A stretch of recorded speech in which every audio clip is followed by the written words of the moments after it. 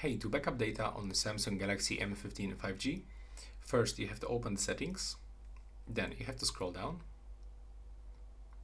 select Accounts and Backup, and you've got two options how you can perform the backup. First, you can do this by using Samsung Cloud, and the second option by using the Google Drive.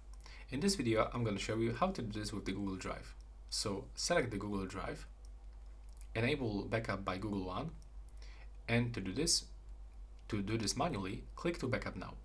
By the way, if you enable this function, your device backups automatically over the Wi-Fi after it's been idle and charging for 2 hours. So yeah, this is it for this video. When you click here on this button and perform the backup manually, you can follow this information just right here. With these notifications, you will get actually the backup process. So that's all for this video. Right now, please subscribe.